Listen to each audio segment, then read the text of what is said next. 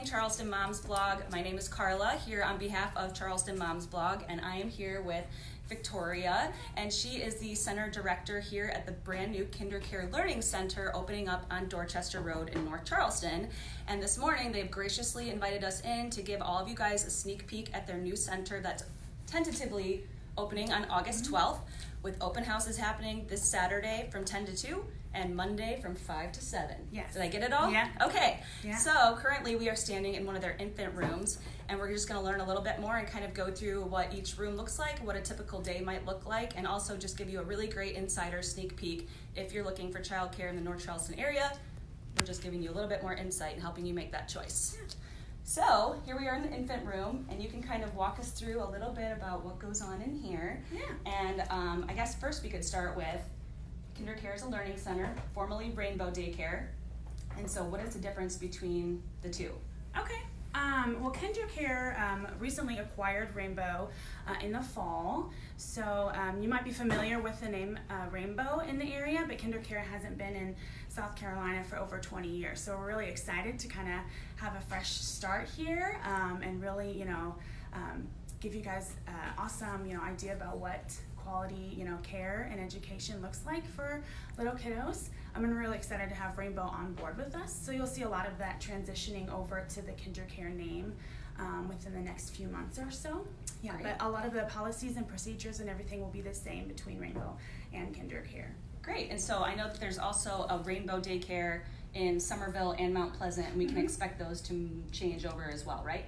Yes, so I don't know all the specifics about the exact dates, but yes, right now they're all KinderCare owned, and so a lot of the policies and the curriculum and everything will be transitioning over to KinderCare over the next few months. Great. So moms in those areas, if you are looking for childcare or you currently have your kid enrolled in a Rainbow Daycare Center, you can look forward to a lot of really great changes coming your way.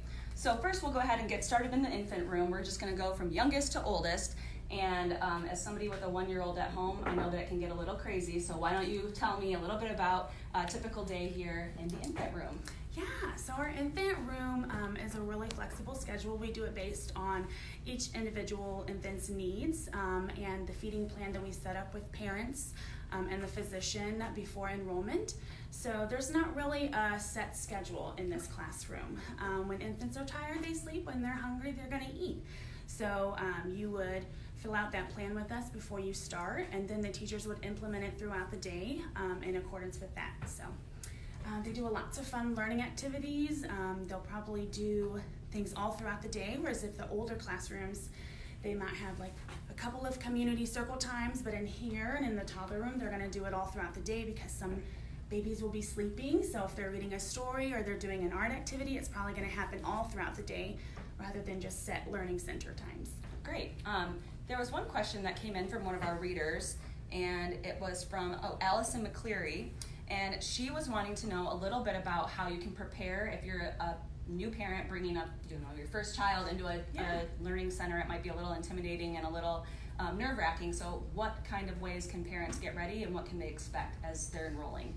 Yeah, I know that it is always a little bit nerve-wracking when you're trusting a new center with your little one, and we are really happy and excited that you would be considering KinderCare, and we really work with you to kind of calm those nerves. So before you would start, we work with you and your physician again to set up that feeding plan, kind of give you an idea of what the day might be like. You're always welcome to come and visit. We have lots of expecting mommies that come and spend some time in the classroom just to kind of get a feel of what it might be like from a day-to-day basis. And then that kind of helps to calm those nerves. But really, we can expect that, we do provide the diapers and wipes. That's one good thing to really mention in here. So I think that that's a really good benefit of our program. So you don't have to worry about that. Yeah, you don't have to worry about that. So you just provide the change of clothes and the bottles and the formula and that, and then we'll provide the diapers and the wipes. So fantastic. And it looks like we actually have one of our teachers in the classroom now getting ready to greet a lot of new faces coming our way. Hello, my name is Nicole, and I teach infants 0 to 6 months, and I'm excited about getting my new babies in here and loving on them and squeezing them in. Yeah, she's working hard on preparing her classroom. Yes. So if you'll look around, you can see there's still even some tags on the toys, and everything is fresh and clean and brand new and very well put together. This is way nicer than my house, and my playroom is all I've got to say. So we'll just kind of go ahead and take a walk, and we'll go and visit a couple of the other classrooms while we're here. Sure. I'm going to take you into our Toddler 1 classroom. Okay. And what ages would go in the Toddler 1? Yeah, so this group, the Toddler 1 classroom is 12 to 18 months. There might be a little bit of flexibility in there based on, physical development, if they're not quite ready to transition over, walking and everything. But having this 12 to 18 month age room really helps us to have a little flexibility with infants that are not quite fully on their feet 100%. They have this space where they can learn to walk and move and develop without the fear of, some of our more mobile toddlers that are moving around right. at 23 months or so. Climbing the couch, Yeah. which is what mine is doing currently, most Yeah, likely. Yeah. So yeah, this space is a really awesome transitional room that provides us that flexibility and to enroll, more toddlers in our program as well. Great. So I guess if we are dropping our kids who are 12 to 18 months off in this room, what does their day look like? Yeah. So the day for the toddlers, again, it's a little more flexible with the needs of the children, but they do start to implement more of a schedule in this classroom. So you'll see in the morning they'll do a lot of community time, but again, it'll kind of be spaced out because having 10 to 12 toddlers sitting down at one time, we just know that's not realistic, right? So Right. they might read the same story or do the same activity 3 or 4 times throughout the day so that each kiddo is getting that quality time and learning like we want them to. So you'll see that going on throughout the day. And lunchtime typically happens around 11 to 11:15 in this room because toddlers are falling asleep at the table, so they're one of the ones that are going to go down first for nap time. So Okay, and then I guess speaking a little bit about the routine and that quality time, what's your student to teacher ratio in this classroom? yeah, so the Toddler Room South Carolina licensing is 1 to 6. Okay, great. So God bless those people that are dealing with the 1 to 6 toddlers is all I've got to say. And then also I guess at this age too, and myself included, is always kind of figuring out how best to discipline a child if they're hitting, pushing, which obviously we know happens, it's very natural. What kind of disciplinary actions do you implement in this room to kind of counter those behaviors?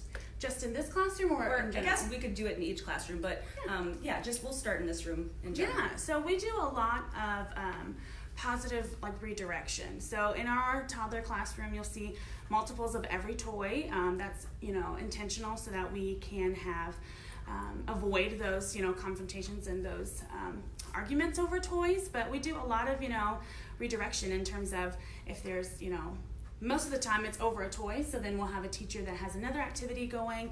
They're going to pull that kiddo over to them. And we never use isolation as a form of discipline. So you'll never see kiddos in timeout. You'll never see kiddos standing in a corner of any kind.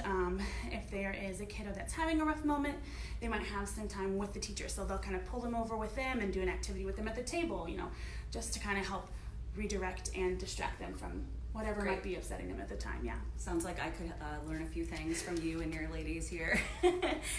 Okay, so this is great. I just want to show a couple little areas over here that I'm noticing as we're talking along. Nice new toys and dress-up stations and all sorts of things to do. And actually, we could get a nice view outside here of some of the play equipment or the play area. So how often do the kids get to go outside to play for a recess?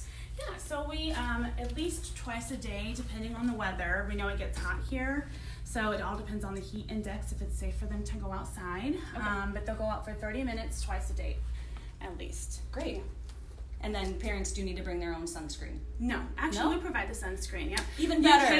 You can. We use baby Gannex, so you can provide your own if you have a child that has sensitive skin. And there'll be forms that we'll fill out for enrollment. But yeah, we provide all of that too. I know that allergies and things are something you likely will need to be especially aware of for those kids that experience those. So I guess that kind of would go along with what type of meal plans are you providing and what kind of food can people expect to see on the menu? Yeah, so our menu incorporates a lot of whole grain foods, and we have a healthy mixture of fruits and vegetables and proteins and dairies, and we really try to make sure that our menu is well-rounded, and it introduces the kiddos to a lot of diverse foods. So you'll see things on our menu from like our breakfast pizza, which is a whole grain flatbread and yogurt with fresh berries, to incorporating, we have hummus and crackers. The kiddos love, I've never seen toddlers especially tend to shovel that stuff into their mouths. Oh my goodness, they love hummus. And we have things like enchilada bake, so that's whole grain tortillas and corn, all layered in there, and it's a really healthy, like, and diverse menu that kiddos get exposed to. Great. Okay, I guess we can go along to one of the other rooms and take a quick peek. This is so sweet.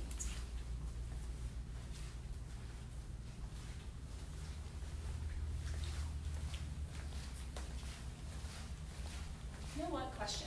Sure. I noticed there's a small potty in here. Yeah.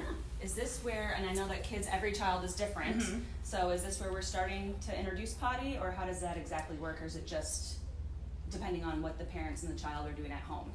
Yeah, it does depend on what parents are ready for, what the child's doing at home, but also we tend to see that when kiddos are starting to go potty, then other kiddos kind of want to follow along.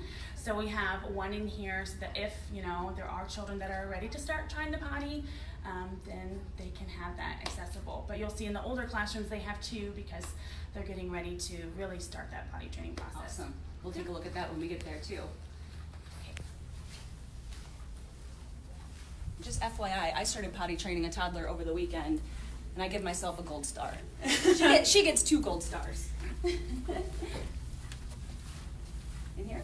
Or do you want to check out the second toddler room? Or do you want to sure. Okay, I guess we can just take a quick peep and let them know that they did incorporate another toddler room just for enrollment, right? Yep.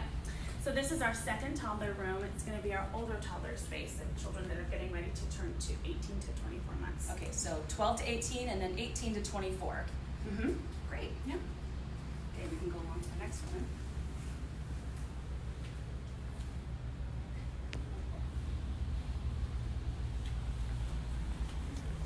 And that's 2, so whichever one you want to go is fine. Okay, now we're heading into one of the preschool rooms. So this is our young twos room, so that 2-year-olds that have just turned 2, going to 2.5. That's Miss Brandy over there. Hey, Miss Brandy. Miss Brandy loves rainbows, as you can see. So it's really bright and colorful throughout here.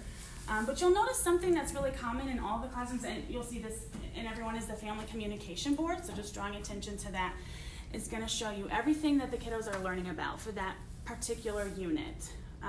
So with the curriculum, I noticed that was a question. So you'll always be able to see things that they're learning about there.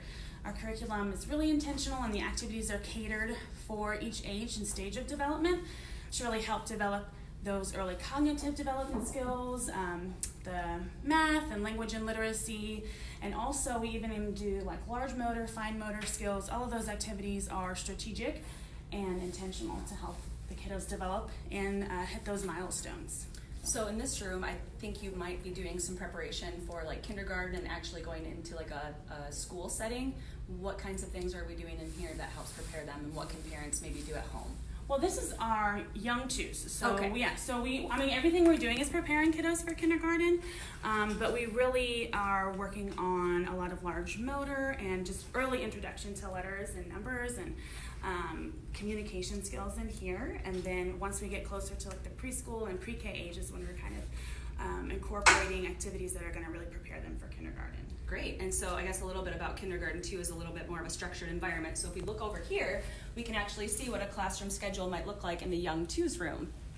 Yeah, and along with that, there'll be pictures that are going to be displayed of the kiddos. Once they kind of get in the routine, the teachers are going to start taking pictures of those activities that are, and then the kiddos will have a visual reference to be displayed along with those pictures, so they kind of know what is coming next.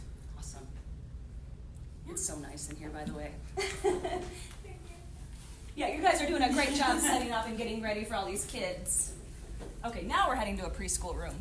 Yeah, so this is our preschool room. This is going to be for 3s and possibly some young 4s. Okay. Again, a lot of our transitions happen based on when kiddos are ready, if they're developmentally ready. We work with the parents to kind of decide that together. But yeah, this room, again, it starts to incorporate more of the activities that will prepare kiddos for kindergarten. You'll see a similar concept in all the rooms, but they get a little bit more advanced and challenging as they go.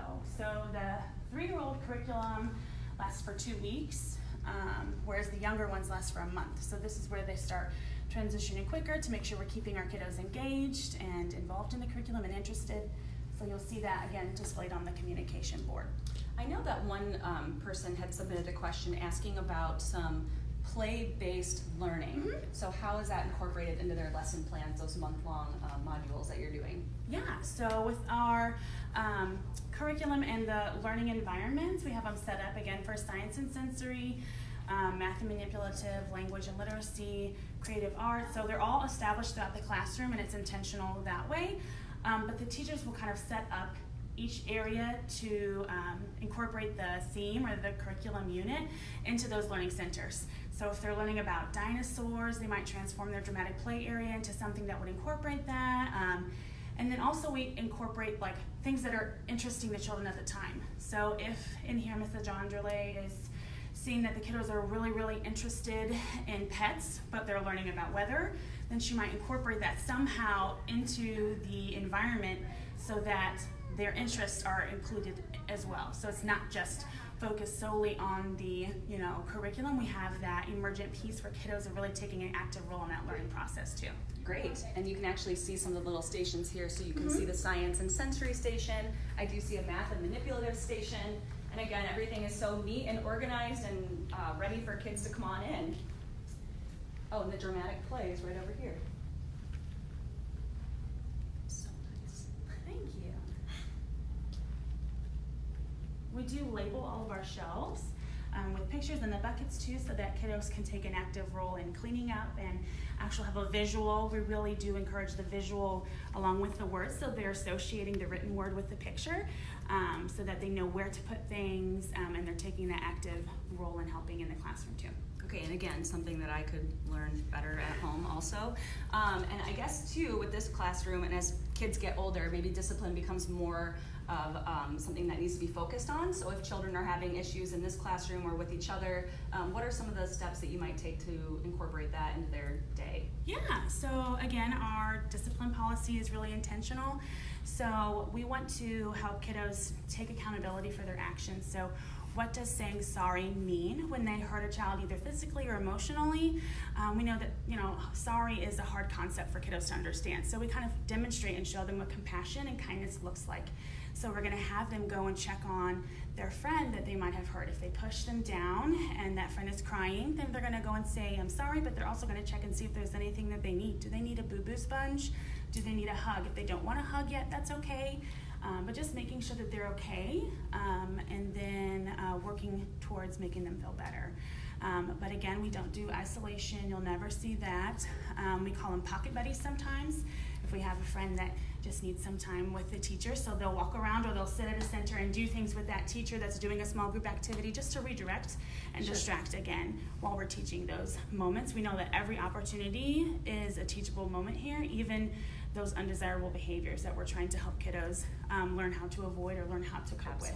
So That's great. And then again, you can see a little sneak peek of the playground equipment out back. And then how often are kids in the preschool rooms going out for outdoor play? They're going to go twice a day at least. And then weather permitting, they might go more. There's going to be learning activities also incorporated into there. We have a sensory table outside so that kiddos can do water play. They can have lots of learning experiences outdoors as well. Such a fun age. And then in this room, what is your student to teacher ratio? Yeah, South Carolina ratio is 1 to 12. Okay, awesome. Yeah. And then I guess we can move on to some of the older classrooms as well. Sure. Oh, there's the potty, by the way. And another one. I'm very much interested in potties right now. Yeah, You guys said that word about 800 times. Yeah. I love that they're small too, because some of the traumatizing experiences with kiddos is falling in the potty, right? It's traumatizing as an adult too. Yeah, and so so that we have the little ones, so that potty training isn't so scary to the ones that are afraid of falling in and things like that. So this is our pre-K classroom. So this is where you're going to see a lot of the activities that are catered to preparing kiddos for kindergarten. So not only the academics, but we've noticed that it's really important to prepare kids socially and emotionally for kindergarten as well. So teaching those executive function skills, how to control your emotions, how to cope, how to regulate your body and the choices that you're making are really, really important for success in elementary school. So we incorporate that into our curriculum as well. Recognizing that our choices have consequences, that our choices impact other people. We really implement that into our curriculum, along with the academics and everything that is so focused on when they go into kindergarten. Such an exciting time for young kids. So speaking a little bit about that, we did have a question as well that we wanted to make sure we got answered, and that was, how are you helping kids develop in some of those more intellectual ways that may have physical or mental disabilities that they have to work with? Yeah, so we really have a great program. Our inclusion services team helps connect us with the resources that we need to make sure all of our kiddos are included and all of our kiddos are getting the care and quality that they deserve. So before we enroll any child with special needs, we typically call them to get a consult just to see if there are any ideas or resources that they have available that we might not know of, to make sure that we can provide the best care and set up our environment in the safest way for all of our children. So they're a great resource for us that we contact, and they might connect us with some additional training if we need to help. But we really do our best to be as inclusive as possible and to set up an environment where all children can learn and be successful. It's fantastic. And then in this room, I see we have our modules, or I guess our board up here that will give a little bit more about what people are learning in this class, and then what might a schedule look like in this room. Yeah, so this one's going to be a little bit more structured. Again, it's always flexible because we, consider that we have a large number of kiddos with independent minds all in one space, so it might fluctuate from what is on there, but typically in the morning we'll have morning centers, and then we'll have a community circle time where they are doing everything from on the blue rug over here. Yeah, okay. From reading, but also a part of the language and literacy development is sharing, and then talking and sharing stories. So a lot of times they'll talk about their weekend, or they'll create a story together using their imagination, and talking and using those skills helps to develop that language as well. So it's not just reading stories or going over the calendar. There's a lot of other things that they incorporate into that time as well. So fun. Anything else that we need to know about this room in particular? What is the student-teacher ratio in this room? Yeah, the South Carolina ratio is 1:17. Okay, fantastic. But in this room, you'll see in all the classrooms, they do have the evidence of learning boards. So those are intentional for parents to really be able to see the pictures and things that the kiddos are learning about. So you'll see a lot of their dictation and the things that they're saying as they're doing the activities, so that you kind of have an idea of, what their thought process was while they were doing the activity. We just don't want it to be, their creations up there. We want you to see and hear what they might have said during that process as well. So that's why we have those pictures and those dictations up with it. Great, so parents are still really in tune with what they're doing during the day and what they're thinking and talking about, which is really exciting too. Yeah, and one cool thing along with that is that we are, KinderCare is rolling out an app, so for all of the centers. So we should be getting ours here within the first couple of months of opening. So we will be able to send you pictures and emails and communicate. Yeah, so you'll be able to see things that are happening throughout the day. It gives you a really good insight into the learning experience that's happening, so you can have a better understanding of what happens when you're not here. Such a wonderful way to incorporate technology, and it's like, there's an app for that. Yeah. Awesome. So we can just go down to the school age classroom? Yep, we're going to go check out the school age classroom.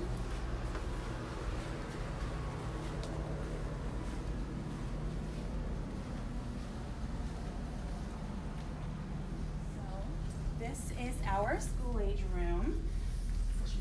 play here. So we have 5-year-olds who are already in kindergarten up to 12 years of age. We provide before and after care. So we do transport to Fort Dorchester Elementary and Eagles Nest Elementary at this point.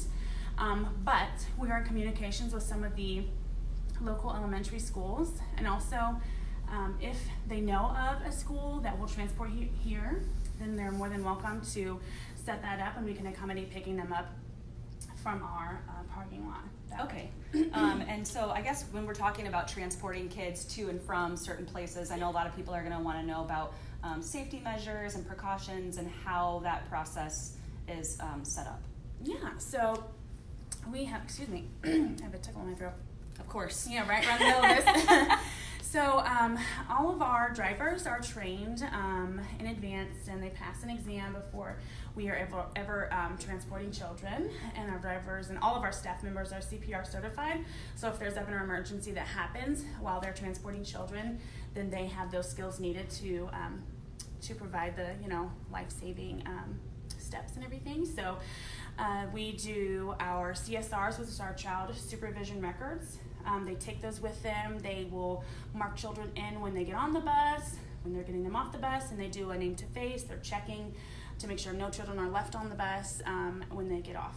So fantastic. And then what is the student to teacher ratio in this classroom? Just curious. 1 to 20. 1 to 20. Mm-hmm. Okay, great. And the ages in this room are 5 to 12. 5 to 12. Yeah. Okay, awesome. So a little bit more independent kids Yeah, in here, and a lot probably of crazy stuff going on, but still awesome. So can you walk me through, if the kid is here from morning till afternoon, what does their day look like? Yeah, so we will provide, a morning snack for those that are dropped off in this age, so they can have something before they go to school, and then they would do, they'll have just some basic learning centers out. Typically, there's not a lot of time in the morning before they're going to school. Sure. But in the aftercare program, we'll have activities out that will really help to support what they're learning about in school. And then in the summertime, we have a curriculum too that's implemented so that there's no loss of, the learning that takes place during the school year. We want to make sure that they're retaining information that is gained, that we're helping them to develop and learn new things as well. Talking about that summer slump, right? Well, we're all in it right now currently. And so speaking about that too, and I think I missed it in some of the other rooms, we were wondering about any sort of field trips or outings that you might plan with the kids, and what ages does that all involve? Yeah, so all of our external field trips are just for our school age kiddos. So I'm still familiarizing myself. I'm from Indiana, just moved here. Me too. So, really? Sounds awesome. So I'm familiarizing myself with some of the local activities and places that we could go to for next summer. But we make sure that all of our activities are educational or just really great learning experiences. We have some fun things too that we incorporate when we go on field trips. But we also have internal field trips that will come to the center for the little kiddos. So we might have animal shows or different science shows or music programs that come. We'll have splash days, lots of different fun activities that will fill the summer and make lifelong lasting memories for our kiddos. That's great. And also, speaking of activities, I do want to go ahead and take a look at the gym if we have a couple more minutes. Sure. Because I think that's a pretty unique addition to a child care center.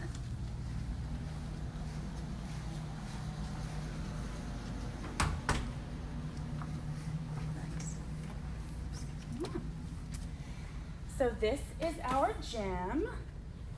This is a great place for our kiddos to go to when the heat index, is high, or when it's raining, because that does happen a lot here. Sure. So this gives them another space to be able to come and get some of that energy out. And then what ages are able to come in here and play? At this point, ages are 30 months and up that are able to come in here. But our younger classrooms, the toddler is covered right now, so there's a lot of additional shade that happens outside. I did notice that. Yes, so that gives them a little bit more flexibility, and it's cooler underneath there and provides more shade for them. But also we have large motor activities in all of the classrooms that will help those kiddos be able to dance or do different things that will incorporate that large motor movement too. Awesome. Looks really nice in here. Thank you guys so have done a much. great job finding a lot of fun. I'm trying to like steal ideas, looking at all these different toys.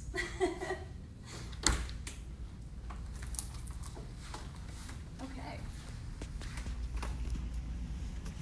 And so one thing I know that a lot of people ask are what sort of qualifications do the teachers need to have to be employed here at KinderCare? Yeah, it's a great question. One really awesome thing that I love about KinderCare is that we don't just want our kiddos to grow, we want our teachers to grow as well. So we have a program where we will assist teachers and pay for them to get their CDA if they're not currently qualified in that way. But I really look for candidates that just have a strong intuition of what it means to be a compassionate and kind teacher, of guiding children in developmentally appropriate ways. We have a lot of our teachers that have their associates or that are actively working on their bachelor's, and any of our teachers that are not are currently enrolled in their CDA.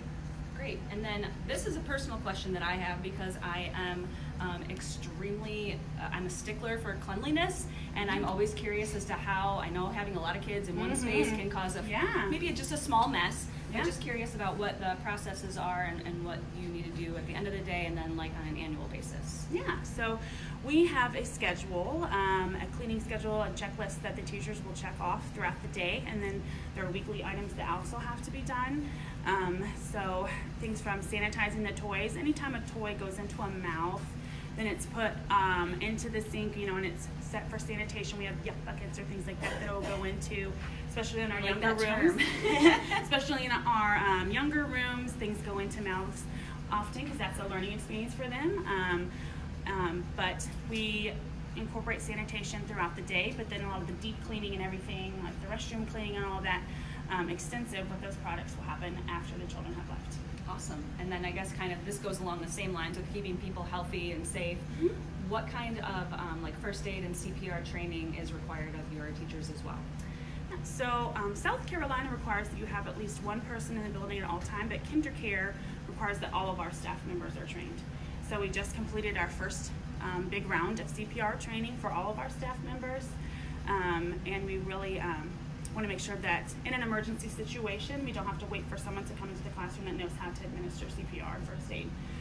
So we teach them on how to handle those emergencies for medical, but we also teach and prepare our teachers and children for environmental emergencies as well. So if there's ever a fire or, in this case, a hurricane or weather that would require us to either take shelter, in the bathrooms, or things like that. We have those drills so that kiddos have that practice and it's not so scary for them. And it also helps our teachers to keep them aware of what we would need to do if that emergency were to happen.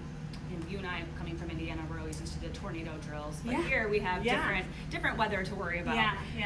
Okay, and then there was another question that I had that I just wanted to make sure that we touched on, and that was if people are looking forward to enrolling their kids here at KinderCare, what are the wait lists like as of now? And then if you're expecting, how far out do you think that somebody should start planning to arrange care? Yeah, so we are currently, and we have space available in most of our rooms, a few spots, but the younger ages are filling up really quickly. Our infant room is currently on a wait, but it's a short wait and everything can change. So I always tell parents to make sure if you're interested to put your name on that list because everything fluctuates. People move, people get different jobs, and things might not, stay the same. So it's always good to get your name in there as soon as you become, know that you're pregnant or expecting, right? Yeah, so that you can plan accordingly for that. Sure. So don't get wrapped up in planning just for the nursery color and all that fun stuff. There's also things that need to be done for after the baby comes. And I guess speaking a little bit to all that, if somebody has questions about enrollment or policies, anything like that, where should we send them to at this time? Yeah, so they can always come into our center if they have questions.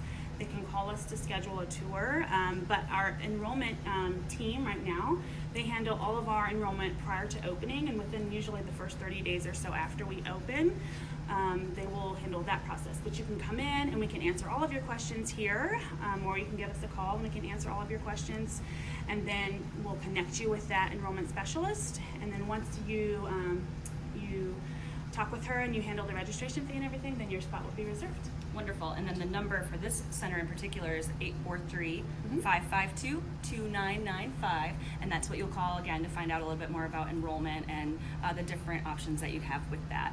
And then if you're interested in learning more about their programs here, make sure that you can come to their open house on Saturday from 10 to 2, this coming Monday from 5 to 7. Not tonight, next Monday. Yes. Next Monday. Yeah. Next Monday. Don't come here tonight. Nobody will be here. And then their tentative open date is planned for August 12th. Yep. So, again, we want to just thank Miss Victoria Patterson-Weber for giving us a tour today. She is going to be the center director, so she'll be answering even more questions, I'm sure, that you will have as you work with her to get your kid all set up here. Absolutely. And yeah, we just want to say thanks so much for having us come No in problem. and Thank you doing a for fun coming. Facebook Live. And thanks Yay. everybody for watching. Thank you. Thanks.